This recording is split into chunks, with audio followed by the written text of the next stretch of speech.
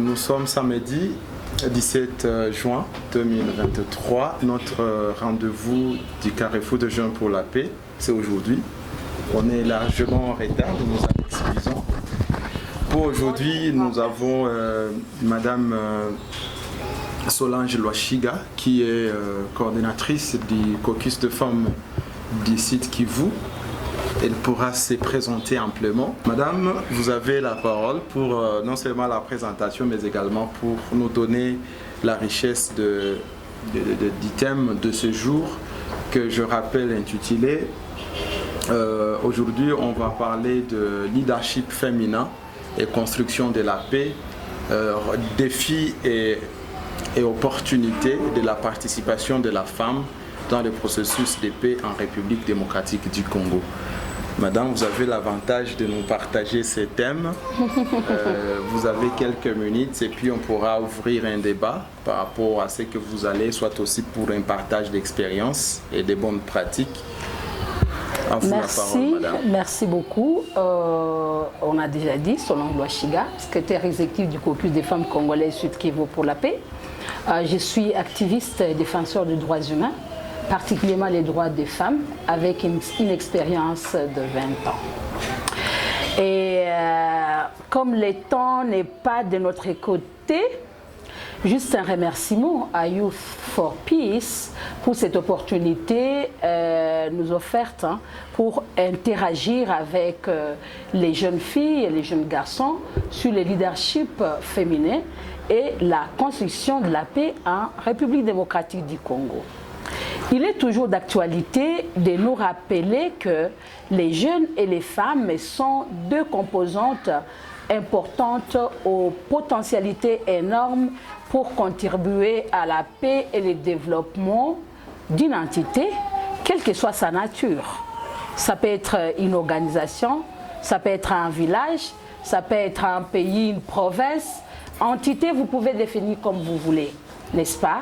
Sans trop entrer dans la loi sur la décentralisation. Et donc, vous pouvez décider d'appeler votre organisation comme votre entité de gouvernance. Les résolutions 1325 et 2250 du Conseil de sécurité des Nations Unies sont parmi les indicateurs, si je peux le dire ainsi, de reconnaissance des rôles de jeunes et des femmes dans la consolidation de la paix. Parlant du leadership féminin et les questions de consolidation de la paix, les défis, les opportunités, je sais que la vie est un perpétuel apprentissage. Et comme c'est un perpétuel apprentissage, tout contexte nous amène à questionner notre mémoire, à dire ok, je connais ça et ça, mais quand même c'est dire que je me rappelle encore une fois, c'est toujours d'une importance capitale. Et donc je voudrais vous appeler à ne jamais vous fatiguer. Même si vous arrivez quelque part, on reprend ce que vous connaissez. Ne dites pas ah, qu'est-ce que je suis venu faire là-bas. Ah non. La dernière fois j'ai dit à des femmes que même un insecte qui passe sous nos yeux peut nous inspirer.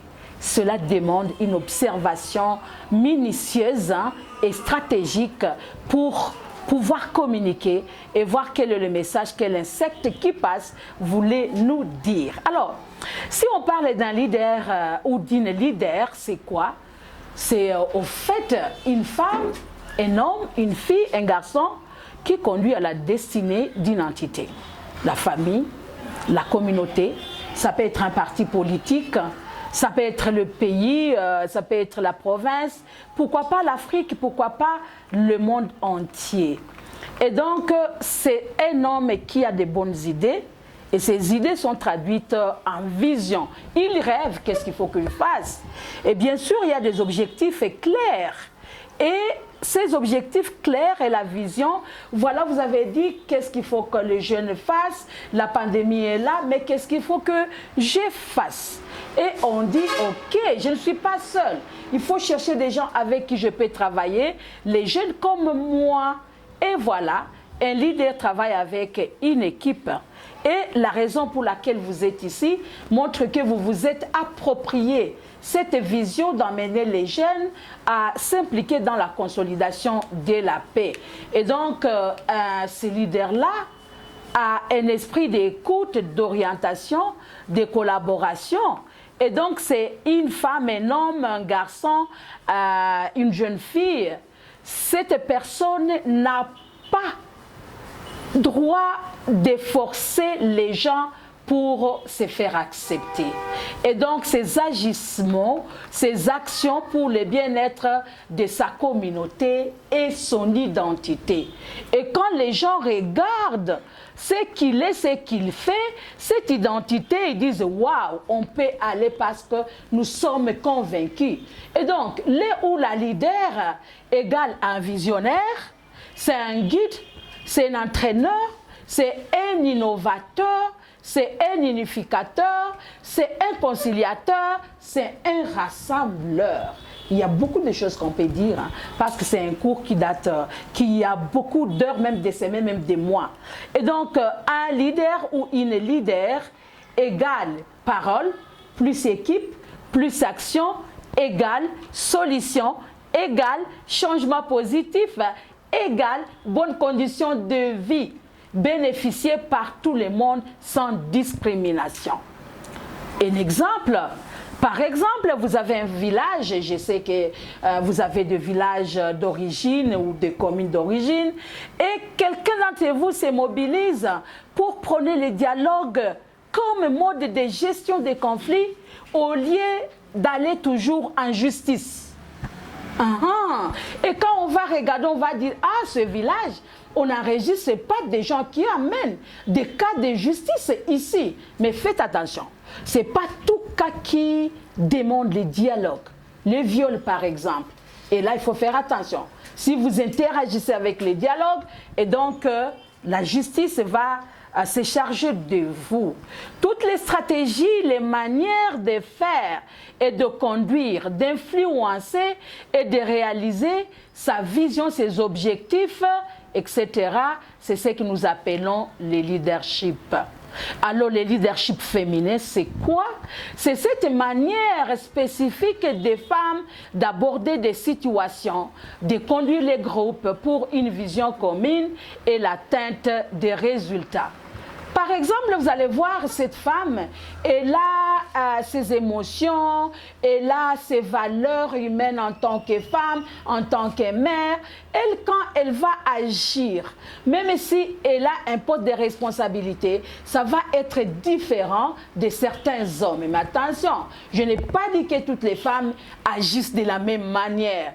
Et donc, la question de dire, cette femme a des émotions, elle a des atouts en tant que femme, attention, il y a des femmes qui agissent comme certains hommes. Alors, on parle des opportunités de la participation des femmes au processus de paix. Et quand j'ai échangé avec votre collègue, j'ai dit, mais ça c'est un thème qui a double message. Opportunité, ce qui peut aider les femmes afin qu'elles soient prises en compte dans les processus de paix. Deuxième chose, si on a les femmes autour de la table, quelles sont les opportunités qu'on peut gagner? Et tout ça, c'est une question à double vitesse. Alors, nous allons explorer ensemble les opportunités, quelques opportunités, parce que je ne peux pas prétendre être exhaustive et surtout que les opportunités dépendent aussi du contexte. Alors, les opportunités qui s'offrent aux femmes et aux jeunes filles. Je nous rappelle que la participation des femmes et des filles, c'est un droit. Les premières opportunités sont alors d'ordre légal au niveau international, régional et national. Vous avez tous et toutes des smartphones. Vous n'avez pas besoin absolument d'un enseignant devant vous. Allez tout simplement googler, vous allez choisir. Vous allez voir cette législation. Mais comme nous sommes avec les jeunes, nous disons qu'il y a d'abord la résolution 1325, ça c'est pour les femmes, qui parle des femmes, paix et sécurité, et ses résolutions sœurs. Il y a la Convention sur l'élimination de toutes les formes de discrimination à l'égard de la femme, ce qu'on appelle le CEDEF. Et quand on essaie de voir les recommandations générales et aller questionner le Google, vous allez voir la recommandation 30 qui parle que des femmes dans la prévention des conflits, le rôle qu'elles doivent jouer pendant les conflits et les situations après les conflits. Et les jeunes maintenant, la résolution 2250, votre cheval de bataille, Jeunes, paix et sécurité, sont des cadres légaux par excellence de promotion de la participation des femmes et des jeunes dans les processus de paix. Et donc, la capitalisation des cadres légaux permet aux femmes et filles de faire entendre leur voix et mener des plaidoyers pour leur participation au processus de paix. Les processus de paix sont aussi des mécanismes de prise de décision, car des décisions affectant les vies des citoyens et citoyennes comme nous sommes ici sont prises par les parties prenantes. Au M23, gouvernement congolais, mais ils décident, ceux qui vont décider, ça va nous affecter, n'est-ce pas? Malheureusement, j'insiste, et dans la plupart des cas, la prise en compte des opinions de femmes et de jeunes filles ainsi que leur expertise ne sont pas souvent, je pèse mes mots, ne sont pas souvent au rendez-vous.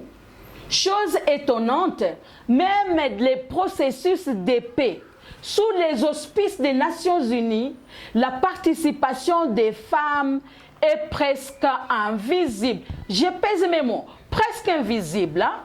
Malgré quelques cas isolés, oubliant que les Nations Unies ont voté les résolutions 1325, 2250 et les autres résolutions sur la paix et la sécurité. L'opportunité par rapport à l'élaboration de la mise en œuvre de plans d'action nationale 1325 et 2250. Et les offres aux femmes et aux filles l'opportunité de proposer des activités contextualisées dans le cadre des piliers de ces résolutions. Et là, je me suis dit, quelles sont ces résolutions? Combien qui ont déjà lu ces résolutions? Dans les échanges, vous allez nous répondre. L'opportunité, s'agissant de l'existence des mécanismes régionaux en Afrique et africains, tels que l'Union africaine, la SADC, la CEAC, la CIRGEL, etc. Je n'ai pas fini. Quelles que soient les parties prenantes au conflit, en principe, la place des femmes et des filles en particulier ne devrait pas faire objet de négociations, parce que la loi est là. Mais hélas, les enjeux individuels et individualisés primeraient souvent sur les droits et les intérêts collectifs. Les femmes se retrouvant alors dans une situation de forcing et d'organisation des événements autour des sites de négociation, par exemple, pour faire entendre leur voix en invitant les médias pour dénoncer, par exemple, ou pour faire passer une idée. Les conflits armés à répétition mettant la RDC en face des contextes de négociations entre parties au conflit, c'est une opportunité, malheureusement, qui arrive dans une situation de conflits armés où les gens sont tués, les femmes, les filles sont violées, les ressources pillées. Quand les gouvernements négocient avec les M23, par exemple, la question des femmes est-elle au rendez-vous? La question des filles est-elle au rendez-vous? Les femmes et les filles sont-elles invitées? Ou les M23 disent oh, nous sommes là, qu'est-ce que vous allez nous donner comme gouvernement? On s'en fout de ces femmes, de ces jeunes filles. L'opportunité s'agissant de l'existence des mouvements et organisations des femmes et des jeunes filles et des structures communautaires travaillant sur les droits des femmes et les questions de paix et sécurité. C'est une opportunité. Et d'ailleurs, s'il y a eu ces résolutions 2250, 1325, parce qu'on a trouvé que les jeunes on travaille sur des questions de paix et sécurité. Les femmes ont commencé à travailler sur les questions de paix et sécurité avant le 31 octobre 2000, date à laquelle la résolution, la toute première résolution du Conseil de sécurité des Nations Unies, votée à l'unanimité. Personne n'a dit non. Tout le monde a dit oui. Les femmes font un travail des titans. Et donc, ce travail qu'on fait à travers les structures, ce sont des opportunités à capitaliser. La connexion et les actions synergiques renforce la visibilité des femmes et des jeunes au niveau communautaire et apporte des solutions durables, même pour des questions et des conflits irrésolus par la gouvernance officielle ou publique. Au niveau local et provincial, le Sud Kivu par exemple, il y a des femmes qui font la médiation et la négociation. Au moment où nous parlons, je sais que quelque part, il y a une femme ou une jeune fille, un jeune homme qui est en train de mettre deux personnes ensemble ou deux familles ensemble. Malheureusement, vos caméras ne sont pas là. Et donc, ce travail va passer inaperçu aux yeux du monde entier. Mais, il ne faut pas vous en faire, hein? Les caméras, ce n'est pas ce qui compte. Ce qui compte, c'est votre satisfaction. Waouh, j'ai fait ça et ça. La famille A et B était en discorde à cause, par exemple, de la limite de leur champ. Mais actuellement, ils mangent ensemble. Ils se parlent. Wow. Ce sont les petits pas de satisfaction qui doivent vous guider. Mais quand il s'agit d'un processus officiel de paix, l'expertise des femmes, des jeunes filles est remise en cause. Et pour les filles, les femmes sont remises en cause. Et pour les filles, n'en parlons pas. Qu'est-ce qu'ils vont nous dire? Qu'est-ce que cet enfant que j'ai vu naître hier, hein? Parce qu'il est à l'ISP, parce qu'il s'est réuni au niveau des Youth and Peace. Aïe, aïe, aïe, aïe, aïe, aïe. Et moi je vais dire, cet enfant, mais d'ailleurs, j'ai 20 ans d'expérience dans ce monde. Mais qu'est-ce que la jeune fille va me dire? C'est un problème très, très, très, très sérieux. Et pourtant, la promotion des droits des femmes et de jeunes filles et leur inclusion dans le processus de paix permet d'intégrer les éléments de genre dans les négociations de paix en veillant à ce que les questions d'égalité des genres soient prises en compte pendant toutes les phases du processus de paix. L'autre opportunité se rapporte à la connexion avec d'autres dynamiques de femmes africaines et sur l'échelle mondiale travaillant sur cette thématique. L'autre semaine, on était dans une formation sur le leadership et la médiation et négociation. Et nous nous sommes retrouvés avec nos consoeurs maliennes et centrafricaines. Voilà, nous avons des connexions. 3 pays qui expérimentent les conflits et nos expertises, nos relations vont renforcer notre travail en échangeant sur les informations et les stratégies d'agir. Le partenariat international et onusien, l'existence des programmes de renforcement des capacités sur les questions de paix et sécurité et particulièrement médiation et négociation sont des opportunités énormes. Écoute, n'attendez pas qu'un expert vienne de l'étranger. Vous avez des compétences, vous avez vos aînés qui ont aussi de l'expertise. Leur expertise mélangée avec votre expertise, on est fort. Il faut avoir la confiance en soi.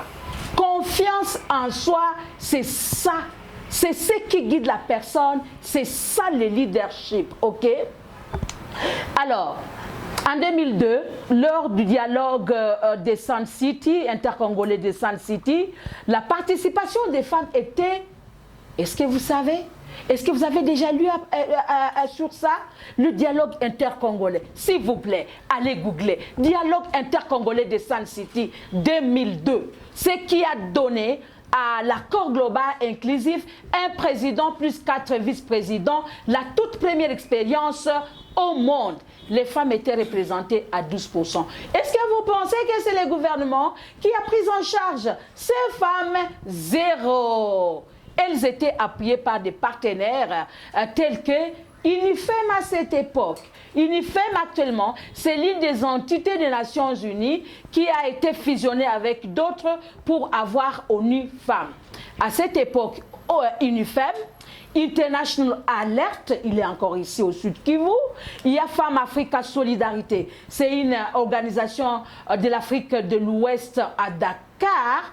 Et la participation des femmes a contribué énormément, comme je l'ai dit. Qu'est-ce que les femmes ont fait? Quand les accords ont titubé, les femmes présentes autour de la table dans la salle ont fermé les portes et les fenêtres. Il y avait d'autres qui agissaient à l'extérieur parce qu'ils n'étaient pas formellement invités. Vous comprenez? Alors, les femmes ont dit, Kama Amouta signé, ils ont signé. Le prix Nobel de la paix, c'est une opportunité pour nous. Sa voix est mondiale et il peut ouvrir toutes les portes. La question, comment capitaliser le prix Nobel Dr Mukwege? Quelques défis. Comme pour la participation politique des femmes, les normes socioculturelles qui font perdurer les normes et comportements patriarcaux tels que.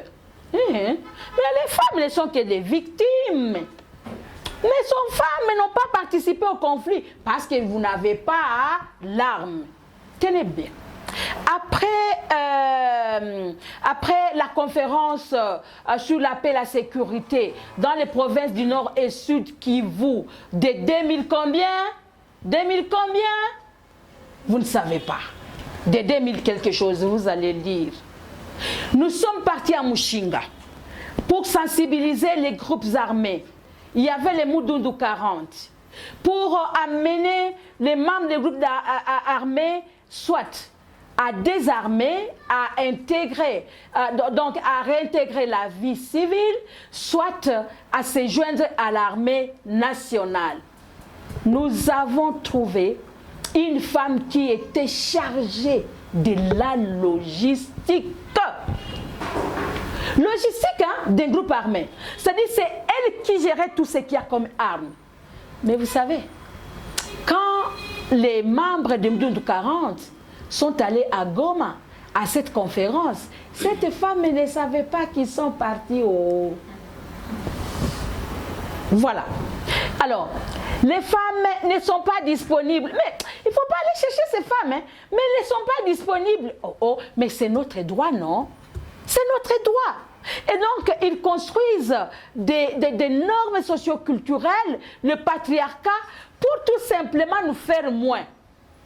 Ah, j'utilise un français là de chez nous. Et voilà, il y a à manger doumar, vous connaissez. On mangeait c'est les doumar, c'est comme ça qu'on nous disait. Doumar. Il ne faut pas me faire moins. Alors nous, on nous fait moins pour dire qu'elles ne sont pas disponibles. Mais elles ne sont pas capables de prendre les décisions. Imaginez-vous, imaginez-vous. Tout ça parce qu'il y a des intérêts égoïstes. Ce sont ces normes qui pèsent malheureusement sur les cadres légaux de promotion de la participation des femmes au processus de paix. Le faible respect de ces lois est aussi un défi majeur et entraînerait le reste. Parce que si la loi était respectée, on devrait dire « Ok, il y a une négociation à Minembwe, à Baraka, à Nairobi. Ok, Youth, Peace and Security, venez. Est-ce que vous pouvez nous amener votre expertise? Et les organisations des femmes à la base qui sont dans ces coins où il y a des conflits armés, est-ce que vous pouvez vous rassembler et nous amener l'expertise? Et donc, quand il y a ces négociations, les intérêts sont ailleurs. Le manque d'inclusion des femmes au niveau des acteurs autour de la table. Autour de la table, c'est-à-dire quand M23 négocie avec le gouvernement congolais, il y a les représentants de M23, il y a le gouvernement congolais, il y a ceux qui sont chargés de mener cette mission. Et quand vous regardez autour de cette table, là où on va décider sur notre vie, les femmes, zéro. Les jeunes filles n'en parlent, vous n'êtes pas là. Et pourtant, il y a la résolution 2250 qui est là. Et alors, que faut-il faire? Que faut-il faire? Et donc, ces acteurs ne parviennent pas à faire un lien entre le processus de paix et cessation immédiate des hostilités, même s'il y a l'hypocrisie. Et en cas de représentation des femmes, les diversités ne sont pas prises en compte. Exemple, on peut prendre une femme, membre de la société civile. Ok Solange, venez, tu vas être autour de la table. Est-ce que mes problèmes sont les problèmes des femmes politiques? Est-ce que mes problèmes sont les problèmes des femmes maraîchères qui se voient les marais qu'on est en train de ravir, ou pourtant c'est là où elles cultivent pour qu'elles puissent avoir à manger?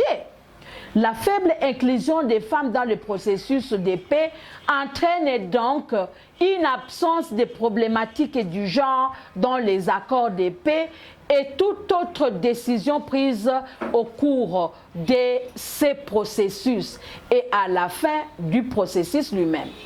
L'accord cadre d'Addis Abeba, par exemple, c'était de quelle année? Je suis en train de vous poser les questions, vous allez me répondre, je m'étais. C'était de quelle année l'accord cadre d'Addis Abeba? Par exemple, n'a pas pris en compte les questions du genre, à part quelques mentions sur les femmes dans le plan d'action. Et même ce plan d'action, par rapport à cet accord cadre d'Addis Abeba, je ne sais pas où est-ce que nous en sommes. On vient de relancer, on vient de nommer des personnalités. Espérons que ça va aller. Espérons que ça va aller. Mais moi, une grande personnalité m'avait dit un jour, cet accord avait été signé pour baisser les tensions entre le Rwanda et la République démocratique du Congo. Et c'était dans une grande activité à Nairobi. L'autre défi, c'est manque, ça fait longtemps, manque et ou faible expertise et capacité des organisations de femmes pour la paix et la sécurité. La participation au processus de paix officiel exige des fois des critères rigoureux et malheureusement des fois discriminatoires. Si pour modérer, par exemple, il faut avoir un renom international ou régional, il existe quand même des niveaux acceptables pour d'autres tâches, mais cela n'est pas pris en compte. Les conflits armés en répétition, et particulièrement à l'est de la République démocratique du Congo, qui ne faut qu'endayer les différentes communautés et rendent impossible la mise en place du projet de paix. Ça, c'est un défi aussi. Le manque de moyens financiers. À défaut d'être invités officiellement, les femmes et les filles peuvent développer des stratégies d'agir à l'extérieur des assises. Cela devient impossible quand les femmes doivent d'abord mobiliser l'argent sans espoir d'en trouver. L'autre défi, c'est le manque d'une base de données des compétences des femmes et de jeunes filles en matière de médiation et de négociation de haut niveau.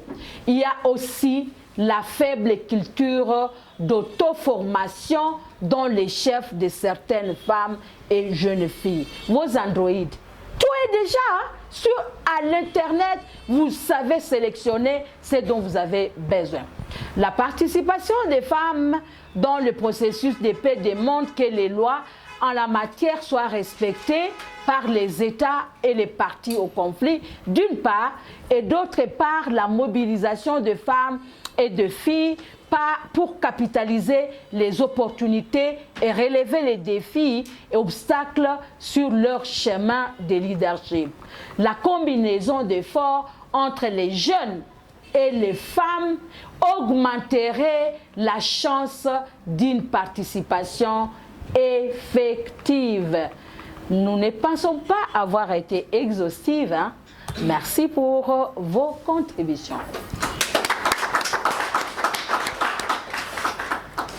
Merci beaucoup. Je ne voulais même pas vous arrêter parce que j'ai vu que vous étiez fidèle. Je pense que la présentation a été on ne peut plus claire. Et tout ce que je ne peux pas vous reprendre au mot, vous avez dit clairement ce que nous tous on a entendu, on a écouté, ce n'est pas dans les oreilles des sourds. Mais vous avez évoqué la question de la participation de femmes, je dirais les rôles cachés de la femme dans le processus de paix. Moi, il y a peut-être quand on parle de processus de paix, on ne voit que le processus de Nairobi, Sun City, Addis Abeba, je ne sais pas, Bujumbura. Alors qu'il y a ce rôle que la femme joue et la jeune fille joue dans notre société et qui est ignoré de tous. Ma première question, avant que les autres puissent poser, comment capitaliser ces rôles à miniature joués par la femme et la jeune fille alors que ce n'est pas porté aux médias ni aux réseaux sociaux? Et surtout que, en parlant des activités qui sont faites dans des grands salons politiques ou dans des rencontres bien formelles au niveau national, international et régional, où on voit des femmes, la représentativité, c'est plus les femmes élitistes. Donc, c'est l'élite femme qui est plus mise en vedette. Parce que pour dire il faut aller à Nairobi, je ne vois pas, vous avez évoqué la maman maraîchère, la femme maraîchère, elle n'a ni passeport, elle n'a aucune information, elle ne sait même pas qu'il y a quelque chose qui se passe à Nairobi.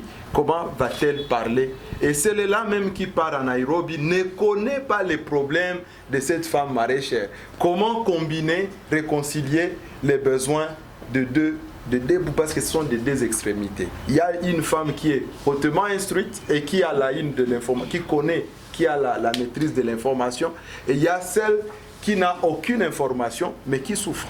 Donc ça, c'est autant des questions, mais moi je voudrais juste lancer le débat avec ces quelques questions. Je rappelle que nous pouvons soit poser une question, soit partager une expérience, surtout en tenant compte du temps. Et aussi, vous pouvez donner des orientations, c'est pas des orientations, mais des recommandations.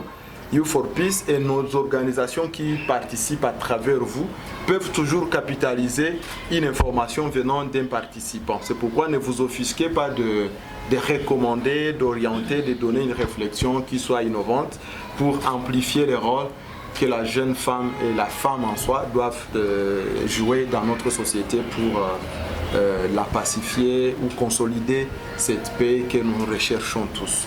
Merci beaucoup, le débat est ouvert. Monsieur Joseph, je verrai que vous soyez, que vous interveniez après, parce que il faut aussi que nous comprenions.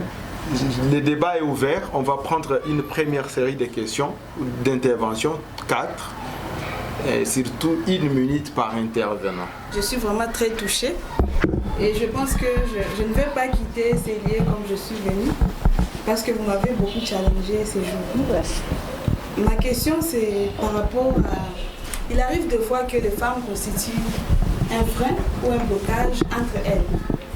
Donc vous voulez participer, mais les femmes vous bloquent. Donc les femmes entre elles ne s'entendent pas bien et ne s'entraident pas à avancer. J'aimerais savoir dans ce genre de situation comment se comporter. Mais aussi, il y a des fois où les femmes les plus âgées n'acceptent pas les filles ou les femmes qui sont moins âgées. Donc j'aimerais savoir, comme je dis que le temps nous est imparti, comment se comporter dans ce genre de situation. Au fait, merci madame pour l'exposé, même si c'est un peu rapide. Vrai, ça. Oui. Et je voulais savoir, ou bien m'éclaircir un peu. Je vais juste emboîter le pas de ma soeur. Parce que vous trouverez toujours dans des réunions, dans des ateliers, les mêmes personnes, le même visage. Alors là, on se demande comment faire pour entrer dans ce cercle-là. Nous sommes toujours bloqués quelque part. Et quand tu veux approcher une qui s'y connaît au moins plus, on ne vous donne pas cette opportunité-là. Alors, comment aborder ce genre de situation? Au cas où on veut participer plus et en savoir plus comment évolue notre pays et comment faire pour consolider et amener la paix bien construire la paix dans notre pays. Merci. Je ne sais pas, peut-être c'est le lieu maintenant de montrer le chemin qui est trop exigu, mais dire à Grace comment elle peut parvenir dans ces précarés-là de Madame Solange et d'autres Solange qui sont à travers la RDC pour qu'elle aussi puisse à votre source et elles comprennent le rôle qu'elles doivent jouer en tant que jeunes femmes et comment vous approchez, vous qui êtes des dinosaures, des grands baobabs, je m'excuse, je vais dire les grands baobabs, comment vous approchez, peut-être il y a aussi la peur, la frousse et tout ça, le complexe en même temps, comment briser cela pour atteindre l'idéal. Merci beaucoup, je n'ai que fait rencontrer ce qu'elle a dit. D'abord, c'est une réflexion aux défis qui font que les femmes trouvent des freins dans le cadre du processus de la paix. En faisant vraiment un regard sur l'arsenal juridique congolais et même les instruments juridiques internationaux qui sont ratifiés par notre pays, beaucoup de ces instruments ne sont que dans des langues officielles, ou soit internationales, français et anglais. Et les deux langues sont moins maîtrisées par les femmes, excusez de le dire comme ça. Non seulement par analphabétisme, mais aussi elles ne savent pas certains mots ou certains concepts qui ne leur sont pas adaptés. Et maintenant, je proposerai à ce que, comme il y a déjà des femmes qui sont engagées dans cette lutte de défendre leurs droits, d'aller juste au niveau national, voir si on peut trouver une équipe qui peut travailler sur la traduction dans les langues au moins qui sont nationales de ces lois et même de la résolution 2250. Je n'ai jamais vu sa version en Kiswahili par exemple. C'est très difficile que quelqu'un d'ouvrir et qui n'a jamais été à l'école comprenne qu'est-ce qu'est la résolution 2250. C'était d'abord ça. Mais aussi, la question maintenant, elle est une seule petite. Madame, est-ce que réellement, quels sont les antipodes de la participation de la femme? Qu'est-ce qui freine directement cette participation? Est-ce que parce que les femmes n'ont pas d'opportunité ou bien elles traînent de pas d'avancer? Vous avez ce leadership de poser des questions. Mais il y a certaines d'entre nous, et peut-être moi, pour poser la question, peut-être c'était difficile. Peut-être c'était difficile.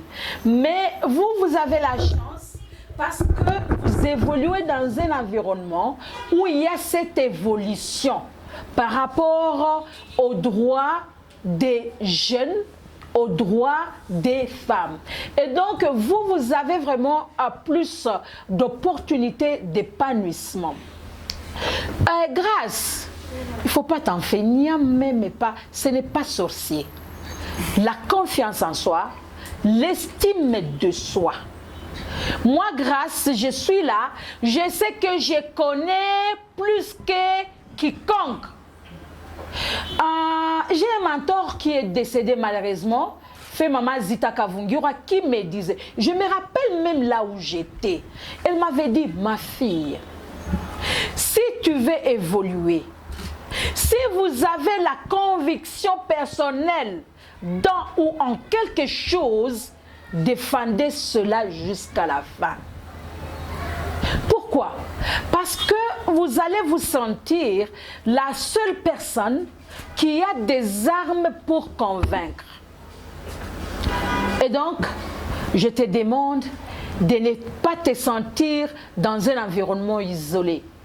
Il y a des jeunes, il y a des femmes qui ouvrent les portes. Je ne vais pas parler de moi-même, je ne suis pas seule. Mais si j'ouvre mon WhatsApp ici, en tout cas, je suis coach de plusieurs jeunes filles et même des garçons. Et donc, identifier des potentialités des personnes que vous pouvez aborder pour échanger afin qu'on renforce vos stratégies. Parce que vous avez des stratégies d'évoluer. Mais peut-être vous pensez, comme Solange est là, comme Madame Jolie Kamuntu est là, comme Chouchou Namegabe est là, Aziza Bangwene, comme Akilima Ali est là, Joseph. Mais je pense que... est-ce que j'ai dit ceci? Est-ce que vraiment... non. tu commences à t'effréner toi-même. Si tu as déjà abordé quelqu'un et que tu as trouvé d'obstacles, venez chez moi, on va échanger. Peut-être aussi que quand tu l'as abordé, elle était worn out, elle était fatiguée, elle était. Le choix aussi du moment, c'est un problème. Et donc, même entre vous les jeunes, vous avez des coachs qui peuvent vous orienter. Je connais par exemple mademoiselle Limba Nyakura. Vous la connaissez? Oui, celle-là, elle a des potentialités énormes. Je ne suis pas venue la vanter. Non, mais c'est pour vous dire qu'au sein des jeunes, il y a des jeunes, et même parmi vous là, un jour comme vous êtes ici les jeunes filles, hein, organisez une rencontre. De vous-même, parlez entre vous. Vous allez découvrir des choses extraordinaires. Et ça va être un partage d'expériences formidable. Et donc, les ateliers, construire son identité, ce n'est pas chose facile.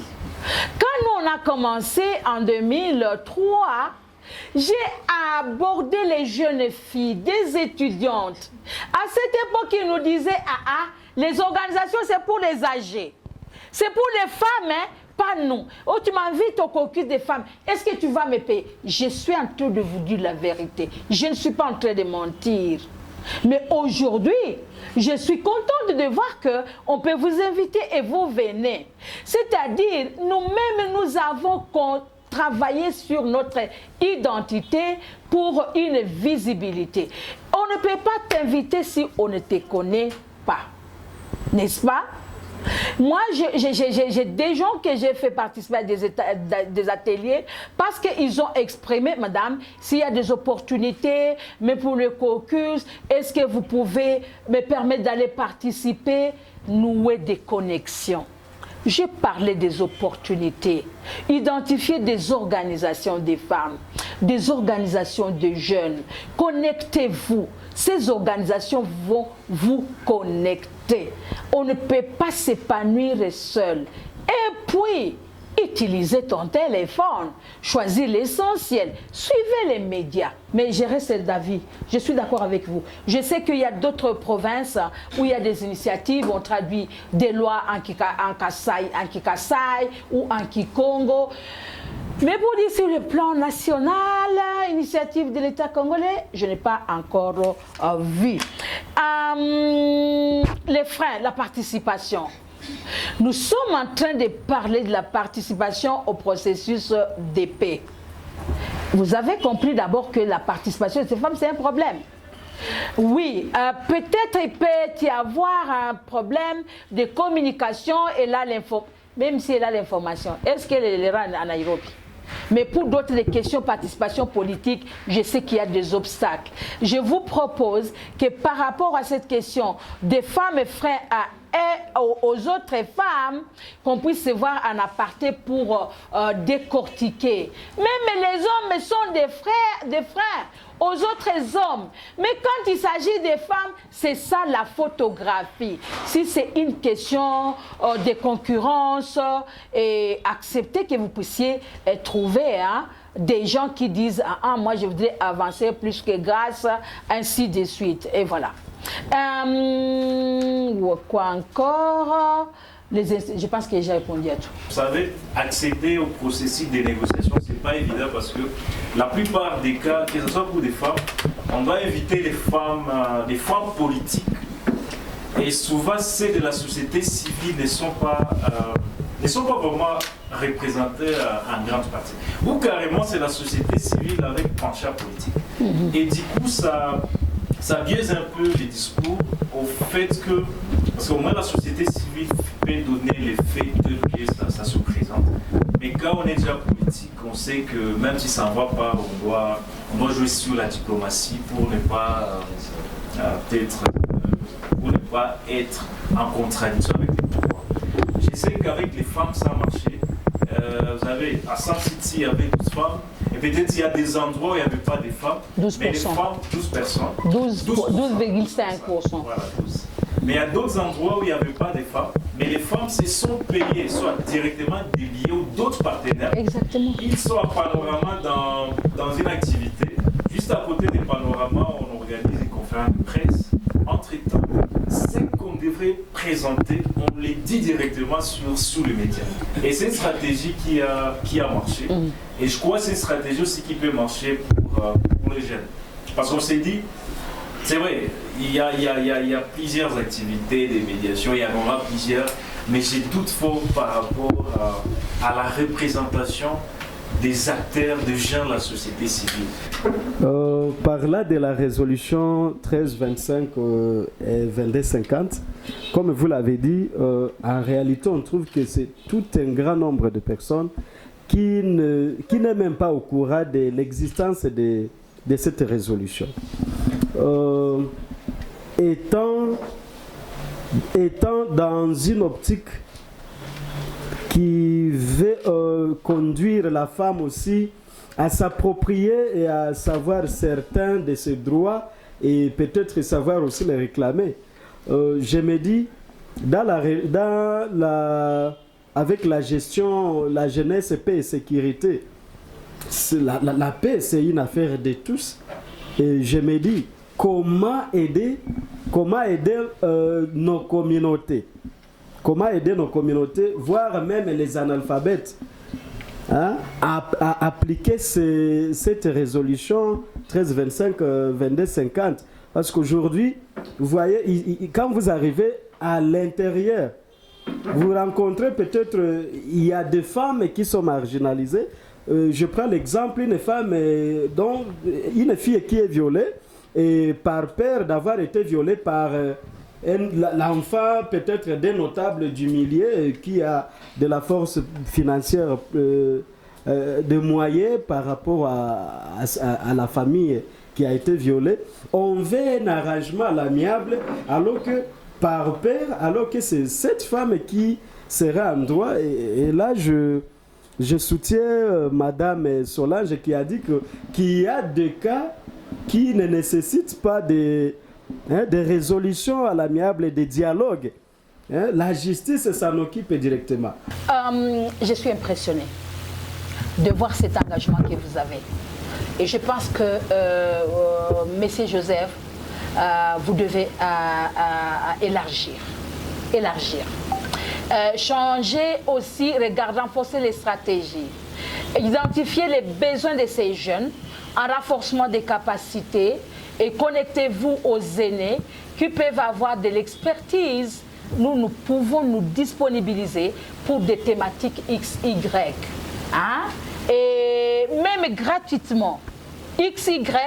Et on peut, donc vous essayez de programmer selon les agendas de ces jeunes, parce que ce sont des étudiants, ce sont des fonctionnaires à l'entreprise privée publique, et donc ils ont leurs initiatives.